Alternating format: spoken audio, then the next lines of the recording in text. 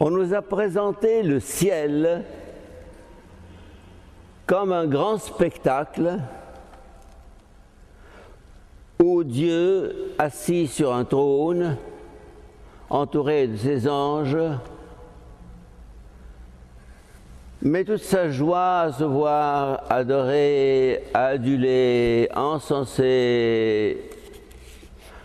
Et on nous dit, ben, c'est ça le ciel, c'est ça la vie éternelle. Éternelle ? Éternelle, nous allons passer notre éternité à le contempler. Enfin, c'est comme ça que dans la tradition on présente la vie éternelle. Contempler Dieu, voir Dieu. Eh bien, aujourd'hui, dans les lectures, nous avons une vision absolument différente, pour ne pas dire opposée, de cette conception grecque, païenne, abstraite du ciel. Qu'est-ce qu'il dit le prophète Isaïe? Le Seigneur de l'univers préparera pour tous les peuples sur sa montagne un festin de viande grasse et de vin décanté, de viande succulente et de vin décanté. Et donc, le ciel est comparé à un festin. Et pas seulement un festin, mais il décrit des viandes. Pensez à une soirée de barbecue au bord de la plage, au bord de la mer. Eh bien, c'est bon, un barbecue tout chaud. Ah! Et dans la Bible, il est tout le temps question de ces festins de viande. Eh bien, ça signifie quoi? Ça signifie que dans la conception chrétienne, le corps a sa place, a son rôle dans la joie éternelle. Ce n'est pas une joie spirituelle. On ne flotte pas au-dessus du monde et des choses. Et justement, c'est cette escapade hors du réel, hors du concret, hors du terrestre, qui a engendré en partie l'athéisme contemporain. Un homme comme Nietzsche, le père de l'athéisme, dit « Mais revenons à la terre, retournez à la terre. On ne peut comprendre le céleste qu'à partir du terrestre. On ne peut goûter Dieu qu'à partir du pain et du vin. C'est pas pour rien que le Christ a choisi le pain et le vin pour en faire les sacrements de sa présence. » Et donc, la lecture d'aujourd'hui nous invite à réfléchir au manger et au boire. Manger et boire. J'ai ici un texte de Nikos Kazantzakis dans son livre « Le Christ recrucifié », où il parle de la veillée de Noël, ou plutôt de la messe de minuit. Bon, on est là à chanter, à prier, c'est très bien. Puis ensuite, chacun rentre chez soi, il y a le réveillon. Le réveillon, on a préparé le vin, on a préparé la table bien dressée avec les bougies, on a préparé la viande, et la joie du corps doit accompagner la joie de l'esprit. Mais encore là, la tendance est de dire, bon, ça c'est pour le corps, et puis ça c'est pour l'esprit. Eh bien, l'art des arts, le sommet de la mystique, est de faire que le corps et l'esprit se rejoignent et se rencontrent. Et qu'à travers une expérience très physique, très charnel, si je puis dire, on goûte Dieu. Nikos Kazantzakis qui dit « Dis-moi ce que tu fais de ce que tu manges et je te dirai qui tu es. »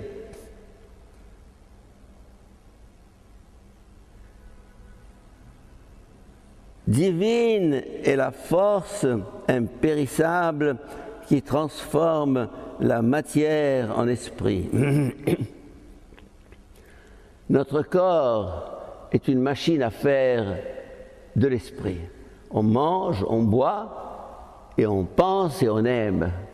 À travers ces substances physiques, matérielles, on sourit, on aime, on regarde.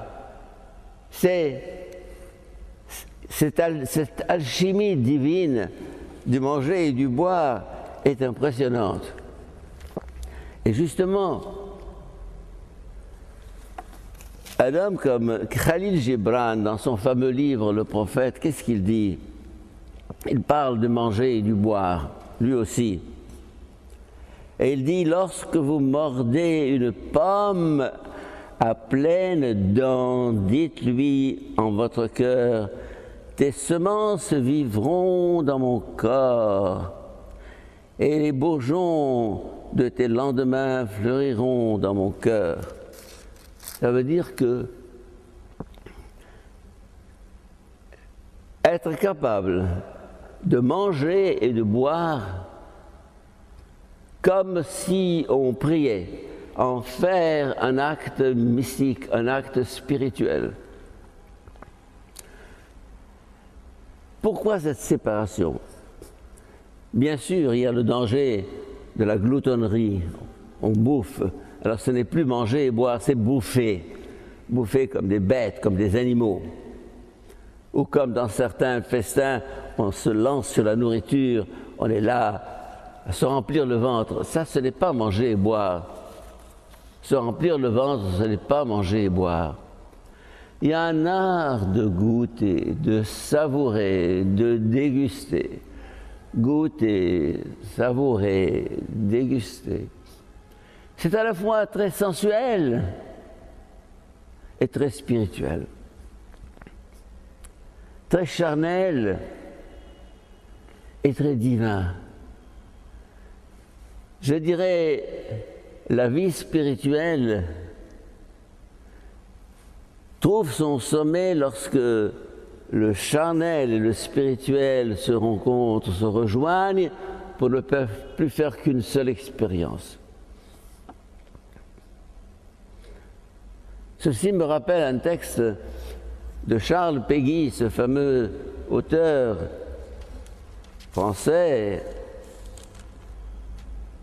qui dit « Car le surnaturel est lui-même charnel, et l'arbre de la grâce est raciné profond, et plonge dans le sol et cherche jusqu'au fond, et l'arbre de la race est lui-même éternel. Et l'éternité même est dans le temporel. » C'est le surnaturel est lui-même charnel. Pensez à la messe, l'Eucharistie. Le Christ a voulu que sa présence se perpétue à travers un repas. Un repas qui est prolongé par ce qu'on appelle l'agape, les agapes. Dans l'église copte en Égypte, après la messe, il y a le plat commun où chacun mange, et c'est la communion, je dirais, spirituelle qui se traduit dans une communion physique, sociale, familiale. Bien, mes chers amis, je vous invite aujourd'hui justement à faire cette réconciliation entre le terrestre et le céleste, le physique et le mystique, pour que, à travers une maîtrise de tout ce qui est en nous trop animal, trop égoïste, nous arrivions à vivre la présence de Dieu, à vivre Dieu, à faire l'expérience de Dieu à travers un verre d'eau fraîche en été, une boisson glacée en pleine canicule, à travers un bon sandwich le jour où on a faim. Et c'est peut-être là qu'il faut comprendre le sens du jeûne. On ne jeûne pas pour jeûner, on jeûne pour redonner un sens, une dimension, une profondeur à l'acte de manger. À ce moment-là, il devient une expérience qui nous arrache à la terre pour faire de nous une espèce de communion avec Dieu, avec le divin. Car le spirituel, car le surnaturel est lui-même charnel. Et pour terminer, je dirais, on nous a appris à prier avant les repas ou après les repas. Eh bien moi je vous dirais, si vous ne priez pas avant les repas et après les repas, priez pendant les repas. Pendant les repas, que la nourriture, que l'acte de manger et de boire devienne une communion à Dieu lui-même. Amen.